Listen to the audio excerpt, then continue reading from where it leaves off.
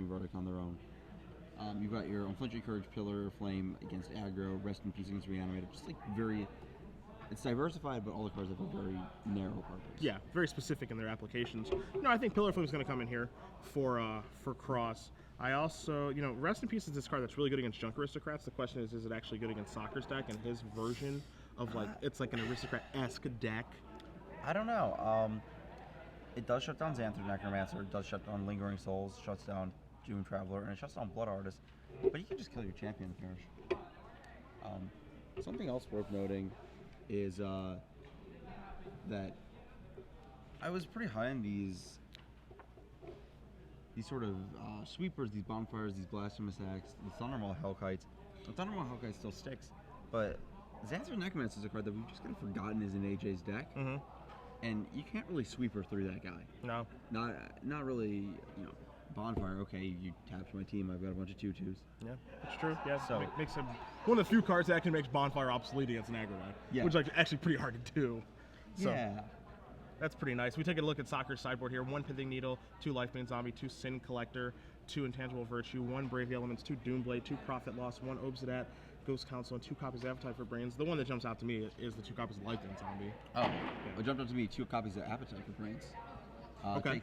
Especially because Blasphemous Act was one of the sweepers in Joshua's deck.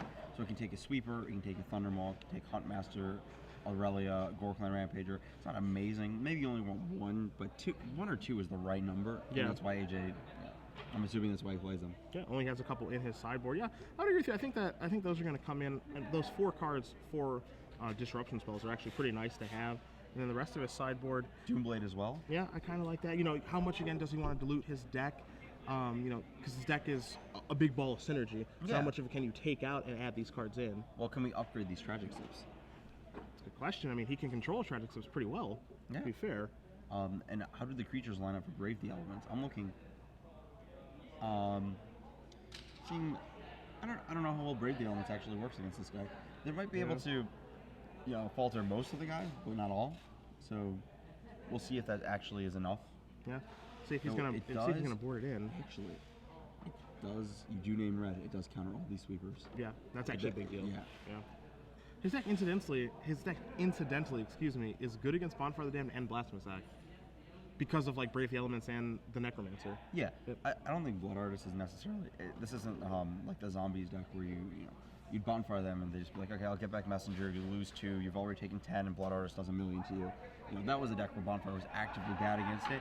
This deck, it's a little bit of value when getting Bonfire, but it still feels bad. Looks like AJ's mulling to 6, and Josh kept to 7. So we did see AJ battle pretty hard on a Multiplied earlier. Yeah, against Bad Hexproof when he was playing for top 8. Gave it a good shot. It didn't hurt the Bad Hexproof's draw that game after its initial 7 was not the best, but he did battle as hard as he could. So we'll see what a Mold of 6, and he is on the draw this game, so can kind of undo it with that quote free card there. Yeah, his cards are also mostly worth more than a single card. Yeah, I agree. So AJ looking at his 6. Is he happy? Yeah, he's happy enough. So that shoulder swagger, he's happy. Yeah, I played with him. I played with him in Providence. Look, man, I'm used to the shoulder swagger. He's gonna play a Doom Traveler best turn back. The shoulder swagger is mostly because he has a horrible back. He can't find a good position to sit in a chair, but it looks cool. Yeah, it looks cool. So Josh Cross has an Averson's Pilgrim show up a turn late against AJ Sacher's Doom Traveler. AJ flipping his cards in a Kibler-esque fashion. No one does it like Brian. Brian, if you're watching, Ari, sorry. He didn't mean that. No one does it like you, man. Nobody. Cartel Aristocrat joins the Doom Traveler. Josh opting not to block. Very clear decision. Yeah. They go down to 19. Yeah, and now Josh is he only has a Scavenging Ooze this turn. No lands. Okay, and he kept his 7 cards. Makes you wonder what he had over there. See a Sorin in AJ's hand. Looks like he might have a 3rd land as well. Delicious pen in his mouth. Have you ever had one of those explode in your mouth while you're doing that? It's terrible. Tastes awful. Yeah, I have actually. It's not good. It's really not good. I also put my pen in my mouth like that when I play a lot. Yeah. It just doesn't do anything. It's always those Pez pens too. Those are the ones that always explode. The back just pops off. Yep. Okay. Here's a swamp. He's just going to pass the turn back. So no real action from Sacher. He's going to try to slip that Averson's Pilgrim in across his upkeep. timing like that, such that Cross doesn't get to use the mana to eat the Pilgrim on end step with Scavenging Yep, Ooze. I like that play a lot. Got to learn how to play around Scavenging Ooze now. Fortunately for Sacher, he has a lot of experience doing that because he plays a lot of Legacy. Yeah. And he plays a lot of blue decks, which Scavenging Ooze is actually pretty good against. Yeah. So, learning how to play around Scavenging Ooze is something I think everyone's going to learn over the next couple of months. Looks like there's a Rootbound Crag, so some of Josh's mana issues have been solved. Yep. He can play a Domery Red, it looks like, and plus it. I kind of like that, especially because AJ has at most the ability to attack for 3 next turn, unless he boarded an Intangible Virtue. Yep. So that Domery's going to live, even if the Scavenging Ooze dies. And, okay, so Scavenging Ooze is going to turn sideways, representing a Gore Clan Rampager? Potentially. Or just potentially just making it a 3/3? Yeah, so AJ could have sacked the Doom Traveler and blocked. The second Scavenging Ooze is going to join the first. So if he had sacked the Doom Traveler, made the Aristocrat pro green and double blocked it, he could have taken it down. But he just figured, odds of a Rampager is a little too high here. And I mean, odds are just like something going wrong, right? It's kind of like an uncomfortable feeling. If he sends in there, it's like I have to lose like the front half of my Doom Traveler. Actually, the Doom Traveler goes to the graveyard. Another counter for Scavenging Ooze. Not going to work. Yeah, okay. Yep. Makes perfect sense. Wow. Quick update. We were wrong. Actually, you were wrong. What? Okay, all right, I was wrong. Richard Wynn, mono green, moving on. Defeats Joshua Everly in his white weenie deck, 2-0. So he's going to be moving on and playing the winner of this match between Sacher and Cross, as Sacher is going to play a Sorin Lord of Innistrad, make a Vampire, and pass the turn.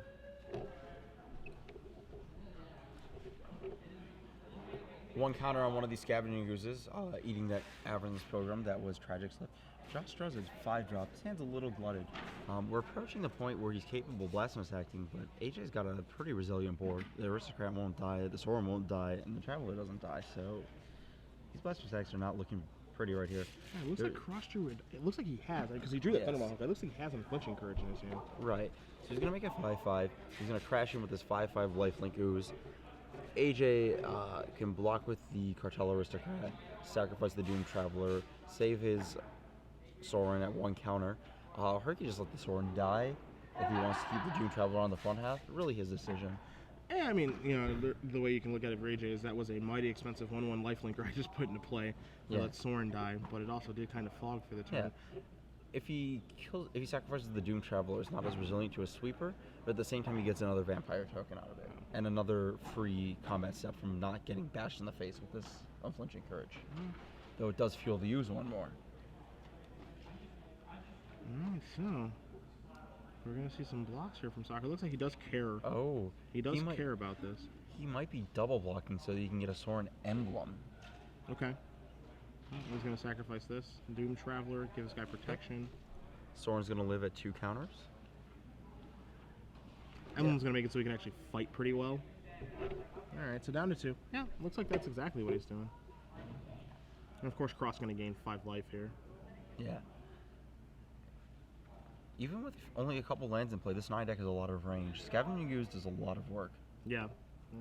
It's a good addition to the deck. Sacher going to draw a card. He has another Sorin in his hand too, so Sacher could do something along the lines of like making Emblem play another Sorin, and then maybe make an Emblem or make another Vampire. Yeah, it looks like he has Lingering Souls in hand. He's probably waiting for that 5th land so he can play it, then immediately flashback it and not get oozed.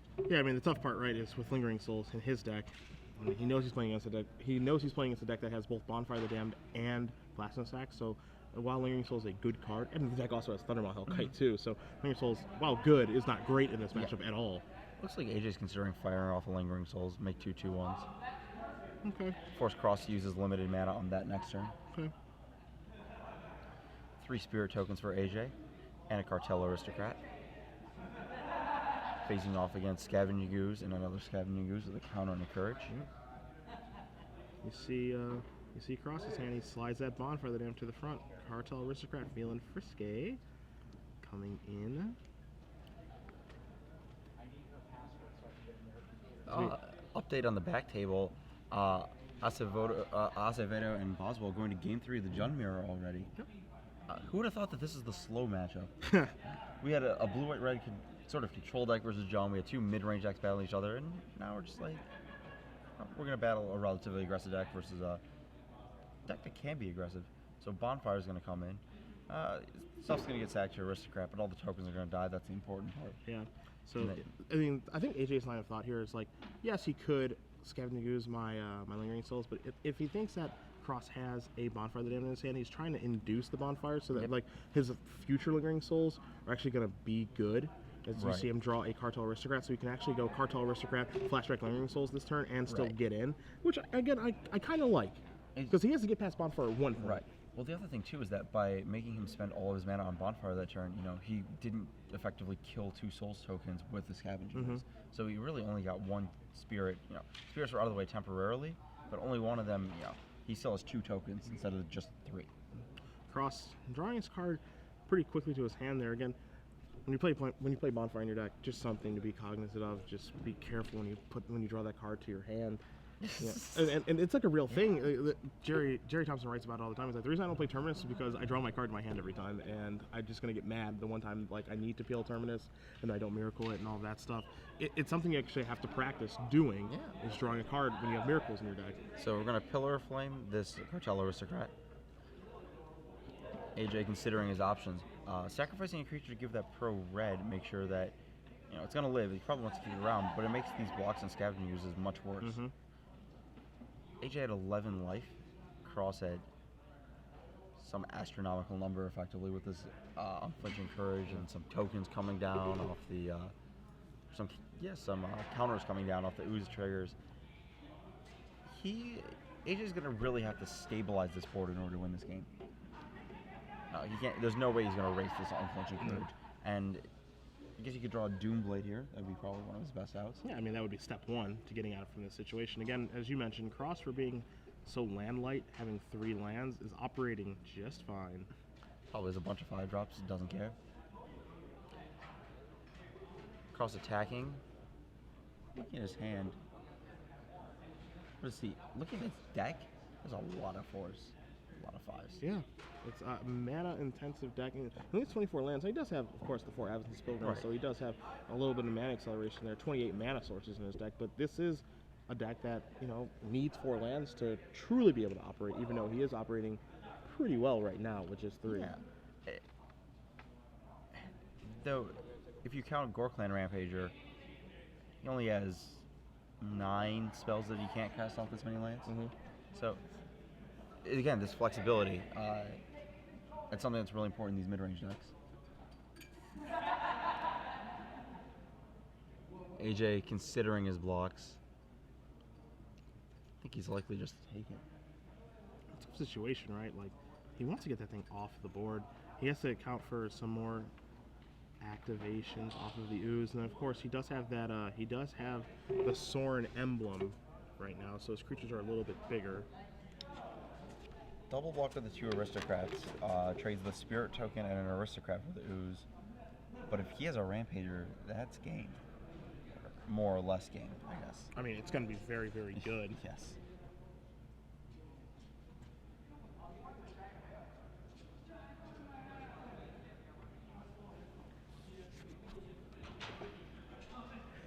All right, Mr. Sacher, decisions. He is a thinker, trust me. Yeah, he's actually 1 short of triple blocking down the Ooze if there's a Rampager involved here. Yep. So, 2 Aristocrats stepping in front, Spirit stepping in front. Not really a huge difference between those blocks. Yeah, it's kind of like a why not with the Spirit Yeah, token. Like, exactly. there's the opportunity, I think, for Cross to order blockers incorrectly Yeah, exactly. this way. Now he's going to order blockers this way. With the upside down one is the one that does have pro red from a Cartel Aristocrat activation, sacrificing a Spirit earlier in response to Pillar of Flame. So now it looks like Sacher's going to activate another Cartel Aristocrat, maybe. Sacrificing a Spirit, he's not sure. The interesting here is that Josh Cross can just pass with the mana up. If AJ sacrifices, then Josh has the Rampager, he can just fire it off. AJ might be thinking that Josh is trying to milk him for some value here on that, which I highly doubt. But okay, here we go. AJ's thought it through, realizes that there's no way Josh is going to slow roll a Rampager into this situation. So Aristocrat's going to die. AJ is going to have just an Aristocrat, but he's going to have taken down that Unflinching Courage. But Josh now has another Scavenging Ooze in play. It's going to be a 4/4 and a 4th land. And a Domri red. Going up to 4 counters on that top of his deck. Not a creature. That mean it's a land? Yeah, that's bad. Like, if that's not a creature, that means that it's like either a land or one of his awesome spells, and that's terrifying if you're Sacher because, I mean, obviously he doesn't know his hand, but we know he's a Thundermaw Hellkite. So that's bad news. And the other thing to keep in mind, too, Ari, is that, you know, while all this has been transpiring, AJ's at 10. Doesn't seem like he's that low, but he's actually at 10, and Cross at 26. So AJ's got a long way to go if he wants to win this game. Yeah. AJ's, he fought the valiant fight, and then the life totals just kind of came out really awkwardly for him. He's got such a long way to go to try to get back in this one. Orzhov Guildgate in AJ's hand. Wah, wah, wah. Always makes me smile. Yeah. Especially with that Lingering Souls. 2 mana. 4 Make mana. it 4. Another Sorin. Do we see an emblem and attack into Domri potentially? Or do we see a vampire? I think you got to see a vampire here. Okay. 2-1 vampire. Teams up with the aristocrat to make something that can block down the ooze. Though, this aristocrat might get it. I mean, this is kind of like a free attack, right? Because it's a 3-1. He can pressure the Domri. If Cross wants to block the Scavenging Ooze, he needs to sacrifice the token, gives the guy Pro-Green, and then Cartel Aristocrat ends up eating the Scavenging Ooze. So, it's basically, do I want to kill Scavenging Ooze, or do I want to put Domri down to 1, or do I just want to hold back on defense? Yeah. If you hold back on defense, there's not really a good attack that Cross has, even with a Rampager here. Though So- Thundermaw, that's Yeah. a different story. Quick update for you guys. Our 5 versus 4 seed, we have Andrew Boswell playing Jund defeats Daniel Acevedo playing Jund. So the 4 seed is going to win. The person with the higher seed means they got to play first. And we've had a feeling that may happen. So Boswell is going to come and battle Ed Womble. So Josh opts to trade away his Scavenging Ooze for the Vampire token, play the Thundermaw because he knew his top card was a land, and then fight down the Aristocrat, leaving AJ with nothing. 5 lands and 2 cards. And a Sorin emblem. Yep. The very important part of this, I guess. Lingering Souls comes down. Worth noting is that Josh does not have any Restoration Angels to combo with this dragon. So these are 4 2-1s. Josh peeking at the top card of his deck. What does he have? Is that a It's a Boros Reckoner. I was excited. I thought it was another dragon for a second. Boros Reckoner go along with that Blasphemous Act and a Gore Clan Rampager in his hand, I believe. Yeah, more than happy to attack here. He's going to triple block his Sacher, and we're going to see Blood Rush on the Rampager, making that a 9/9. So he's going to be able to trample over for 6. Yep. Something worth questioning is that I guess Josh might not want to run into a potential removal spell, but like Josh is at the point where because he did that, he's no longer in act range. Sure. So he's a mana short of just 13ing AJ. Though AJ's pretty far behind on board. Yeah, AJ's far behind, and the only way that AJ can actually catch up to get back in the game is by putting creatures on the board because he's like this creature swarm deck.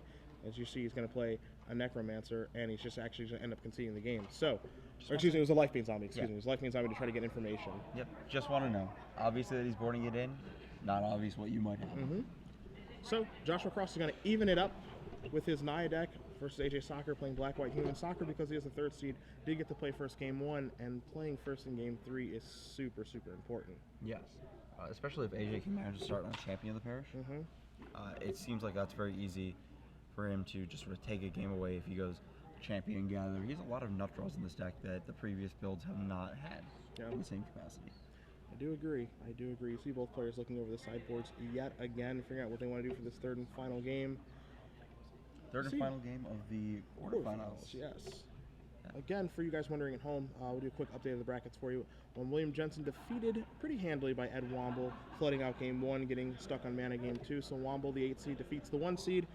Womble playing Jund. He's going to move on to play against Andrew Boswell playing Jund. Boswell, the 4 seed, able to defeat Daniel Acevedo, the 5 seed. So we'll have a battle of Womble and Boswell in the Jund Mirror in the semifinals. On the other side of the bracket, we have Richard Wynn dispatching Joshua Everly. Mono Green taking out White Weenie to Bruise.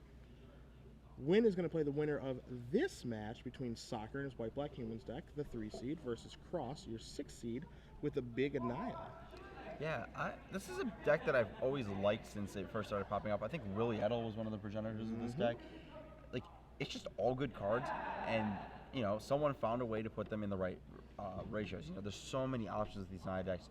Are you Thragtusk? Are you Silverheart? Are you Hellkite? Are you Huntmaster? Are you Resto Angel? What's your 4-drop? What's your 5-drop? What's your 3-drop? Do you have Reckoner? Do you not have Reckoner? How does that affect your mana? You're obviously playing Smiter. There's just so many questions to be asked. Are you playing Farseek? And it's just a matter of sort of tweaking it and tuning it and finding which cards are actually good. That's a very long process, and it looks like every so often someone tunes it right for that tournament, gets rewarded. We'll see who's gonna. I mean, again, Naya's a deck where, like outside of Willy Edel, it doesn't really have like a big following or anything like that. Willy having a lot of good finishes with that deck. Very happy with the build of that deck. Runner up at a Grand Prix with that deck as well. But again, it's a deck that hasn't really had a lot of footing. A lot of people playing Jund Reanimator, playing Ban Hexproof, playing Red Green. Not a lot of people really actually playing Naya. We see Joshua Cross playing it here in the top 8. He was pretty dominant that game, even though he was stuck on mana. I think the deck benefited a lot from the addition of Scavenging Use to the format. Not just because it has it in its deck to fight Reanimator, but because it just scares away the Reanimator players. It seems like Angel Serenity is a real big problem for this deck. Yeah, really. And the sort of removal of that from the format makes this deck much more appealing. You're still behind a John because of Rakdos' return, but you can still beat that. You can still beat Rakdos' return to Olivia with cards like Domurad, Boros, Reckoner. Your cards are good. They're not bad by any sort of stretch. So I think that this deck is on the rise. Yeah, I think I agree with you. That I do think this deck is on the rise. I think this is a deck that's going to see some more play. But I mean, what kind of cards do you think? Like, are there any other new cards that are going to see play in this deck besides Scavenging Ooze? I have to think about that for a second. I think that one of the big things is that you're just going to have to adjust your sideboard much more heavily for Jund. Lockdown Smiter is pretty nice in that matchup, unless you sort of curve out and have a random creature in your hand, so when they return you and they're like, oh, I got you, you're just like, oh, Smiter, gain. I think that it makes you also want to, I mean, more down this line is just general with the deck. I think these Thunderbolt Hall cards are a really important decision for the deck. Let's do it. Because it makes you don't want to fight Jund on the Thragtusk terms. You definitely don't want to do that. M13 cards, or M14 cards, I'm not really seeing any off the top of my head that I can immediately think of that I'd want in this deck. Sure. Besides Ooze, but Ooze is a big one. Can you think of any? No Chandra, no Garrick. This might be a Chandra deck. You think so? Yeah, we're all sorceries. It's like the exact space. We're a ramp deck with sorceries. The only question is, does the mana support it? Okay. Yeah, I don't know. I mean, Ooze is the obvious one, and maybe some sideboard card that I'm not really thinking of. No, you don't want the Hexproof guy. Mind Sparker, I don't think you want either. No, I don't think either of those. Fiend Slayer Paladin. We already have Fiend Hunter. Yeah, you already have Fiend Slayer. You already have Vanishing Priest. Yeah, I don't think so. I mean, again, as you said, this deck is all high-quality cards, so I don't think there's going to be any major changes. I mean, certainly not a card like, even an older card like Aurelius Fury, where, that could play the role of, Bonfire, Blasphemous Act. You would think Aurelius Fury would be a really good card. I mean, certainly Evan Irwin did, and he was horrifically wrong about that, which caused him to get pied in the face by Brad Nelson. And since we're waiting for AJ Sacher to get done going to the bathroom, we might as well watch Evan get pied in the face by Brad Nelson. See, we call that a transition. Oh, that's what I call that. I'll teach you that. I'll teach you that one day. That's how it works in the business? We're going to watch Pie, and then AJ's going to get done going to the bathroom, and then we're going to watch who's going to win Game 3. So, Pie.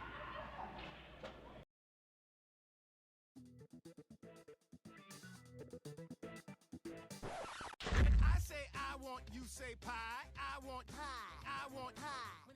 So as all of you know, Evan is really bad at pie bets. Because just statistically, it seems like they're not going to do it. Why do you, I'll bet you. I'll bet you a pie. It's Fireball, it's Time Walk, it's Tap Your Guy, it's Tempo, it's everything. All right, I'm going to let you even up on the pie bet here. No way this card is not constructed playable. You think this is going to see constructed play? Yes. Is there a third pie bet on the line? What? I make them. I don't actually expect to be pied at the end of them. All right, but yeah, so we have 3 pies. What happened to the pie? I was hungry. Oh, man. All right, anyway.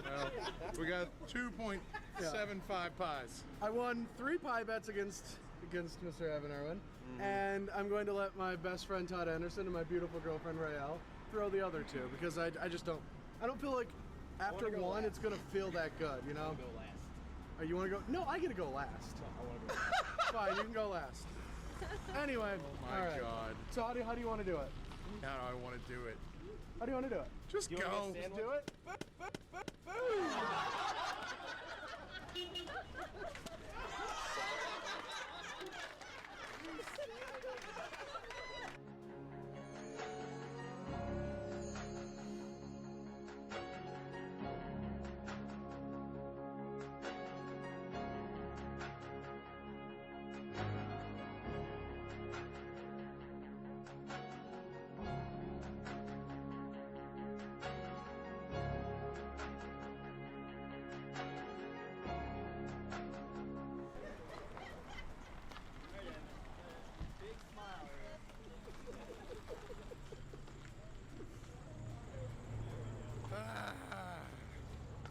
Thank you.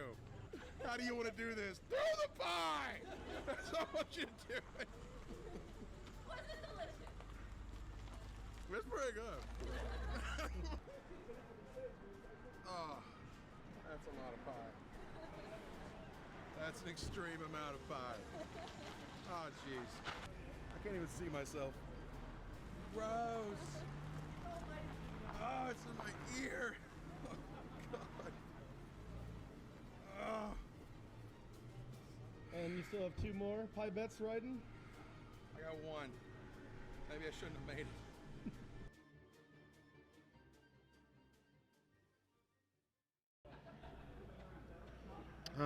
The power of recorded video to fill time when someone goes to the bathroom. It's a very useful tool. We can watch that forever now. We can, and I will. And Evan, there's nothing you can do to stop us. How many times are you going to show that next weekend in New Jersey, the Invitational? Yeah, a couple of times, maybe all of the times. Who knows? Yeah, just replace every advertisement with Evan getting tied in the face. Just create shorter and shorter clips of it. Just rotating gifs. AJ remixes. AJ ready to go here. Gonna resolve some mulligan. You see Cross taking a look at his hand, as is Sacher. And again, third and final game of the quarterfinals here between Sacher and Cross. Winner of this match going to play against Richard Wynn and his mono green deck. We're going to find out who it's going to be, as Cross is taking a look at 6 cards and considering taking a mulligan to 5. That is one of the more reluctant keeps. Yeah, it looks like he's got a double Buddy Landham, 2 Sun Petal Grows, Yeah. kind of slow, and he's also missing red mana. He's- AJ doesn't have a 1-drop though. It looks like he has multiple copies of Hunt Match of the Fells, and his hand does Cross. So he's going to draw a card. He finds a Thunderbolt Hellkite. There's a Buddy Land in Sun Petal Grove. Going to pass the turn back. So gather the townsfolk. Going to give 2 Brad Nelson tokens. Appropriate if it was Brad and Jerry, and then you get Todd, you gather all the townsfolk. Yeah, absolutely. Little things. That's what matters in life. Looks like AJ has an intangible virtue. That's his line for the game. He's going to give Attacking- beatdowns. Yep. Attacking for 4, reminiscent of right when Gathered Townsfolk first came out. Yep. This was the beatdown card. It's kind of funny that, like, as you see at Gemmy Township and Scavenging Ooze, that Gather the Townsfolk is a card that a lot of people were talking about. Intangible Virtue, though, like, this was a big card when it got released, and this card was banned in Block Constructed, and it Yeah. hasn't found a home in Standard. It's No, really, it really hasn't. It's really surprising to me that it has just not had more of an impact. Especially because Bonfire has been so, I mean, up until the very recent surge of John having 4, Bonfire has really kind of fallen out of favor for most of this entire format since last September. Yeah. Really surprising. Yeah. You see Sacher, he's going to start here by attacking for 4 with his tokens. Scavenging Ooze can jump in front and trade for 1. No creatures in the graveyard. Looks There like it goes the does. Ooze. Yep. Okay. Josh is trying to tread water until he can get to his 4th mana for his Hunt Masters. Yeah, that's the big deal. Can he get to his 4th mana 1? But is his 4th mana going to be a red 1? And is it going to be untapped? Yep. All those things do matter right now. So see if Sacher can add to his board a little bit. There's a Champion of the Parish, and then a Lingering Souls. So he's done a nice job. Yeah, the actual Banded Block Constructed combo. There's the untapped red mana. That's what we were looking for. Not always there when you call, but always on time. It's a Sacred Foundry, and now a Hunt Master of the Fells. Josh remaining at 14 life. Wolf token entering the battlefield. It's 1/1 Champion of the Parish. Probably going to hang out. Though AJ does have Doomblade Tragic Slip in hand. Pretty good. I think AJ is probably just going to attack with the tokens here. Yeah, I mean, like, he can attack with the flyers and then flashback lingering souls, makes the Master of the Fells doesn't flip. Also, just get in there with his 2/2 human token that is Brad Nelson, and just if Cross wants to block with a wolf token, I think he's probably happy with that trade. Yeah. Well, he's especially happy because it lets him turn his Tragic Slip into a real removal spell and save the Doomblade for a Hellkite. Yep. The Hellkite now won't take down a Souls, so you won't Morbid that. You'll have to block and use Souls tokens to Morbid that. Yeah. I like all of those things. Also depends, what's in Sacher's hand besides that. He's gonna set his hand down. I really thinking this one through. Yeah, I mean, analyze the board state. No big rush. This is a crucial turn in this game, a big turning point, because now, Cross was having some mana troubles, but after he peels that Sacred Foundry, takes 2, gets himself back in the game. Now Sacher knows that he has to be aware of all the red cards that can be drawn. Also has to be wary of just a top deck Bonfire of the Damned ruining everything. As always, Bonfire, the out. Yeah, the fun police. Yeah. You thought you were winning? Yeah, no, I decided to do that today. Look, having an I win card in your deck is not a crime. No, it's it's actually not. It's actually very legal. Yeah. I think Bonfire has definitely become more interesting this year because it's much less prevalent than it was. Makes it more of a special occurrence when it happens to you. Well, I've been playing it for like a year and a half, so And it never went away. it has not gotten old, and it never will. No, I just can't. So Sacher, again, with Tragic Slip, Doomblade, and Plains in his hand, Lingering Souls in his graveyard, 2 Spirit tokens, Intangible Virtue, Champion of the Parish. He's got a board. He's got something to do in his graveyard. He's got some removal spells. So he's going to attack with the Vigilance creatures. Wolf going to get in front of Brad Nelson. They will trade. Flashback Souls. I mean, Sacher just might be in a situation here where he's just like, look, I have to hope that you don't Miracle Bonfire the Damned. That's is a very good super hope. important to me. It's a very good hope. Yeah. Gonna play a Plains. Is he going to cast Tragic Slip or not? He is not. So, Joshua Cross draws a card. He may be hoping to, AJ may be hoping to induce a pass the turn on the Huntmaster, trying to get a flip and just blow him out with a Doomblade. I mean, Let's see. Another Huntmaster coming down for Josh. Wolf token coming into play. Looks like he has a 5th land finally. It's also another red for the Thundermaw Hellkite. Yep. Looks like he has Domri, and is that a Pillar Flame impact? Doesn't have very long to doesn't have very long on this one. yeah, I mean, the problem is that he's got cards that can just turn the game around like almost immediately. There's a Pillar of Flame taking care of that Spirit token. Yeah. He has, again, Bonfire and Blasphemous Act just shift this game dramatically. Yes. He's opting to pay 2 to Pillar Flame the Spirit, taking 2 now as opposed to 2 guaranteed and then maybe 2 more later.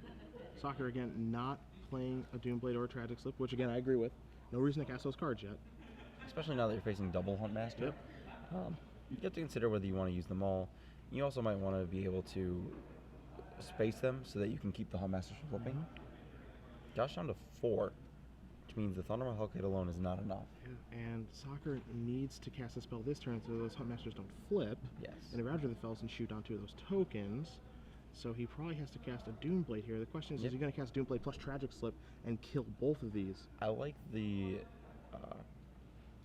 I don't know. I think he's just going to hold the Tragic Slip as a way to prevent the Huntmaster from flipping. Me too. He doesn't... I don't really know what... Is there? Oh, made it Didn't through. look like it. Didn't look like He it. made it through part 1. It doesn't mean he made it through Blasphemous Act. We made it through Act 2. Is that an Oblivion Ring? Okay. It's a thing. Keeps him alive a turn. Oblivion Ring's actually not bad at all. Yeah. Oblivion Ring can take out Intangible Virtue. Oh my gosh. And then it sets up the Thundermaw the next turn? Yeah. Oh, That's actually not wow. bad at all. That Let's was see. the one we were not counting on. Yep. Oblivion Yeah. Ring takes out the Virtue. So there's your spell for the turn. All Now right. does Josh fade it? He's got to miss a Sorin. He's got to miss a Virtue. He's got to miss a Sacher Profit Loss if AJ was... draws a card. There's a Sorin, Lord of Innistrad.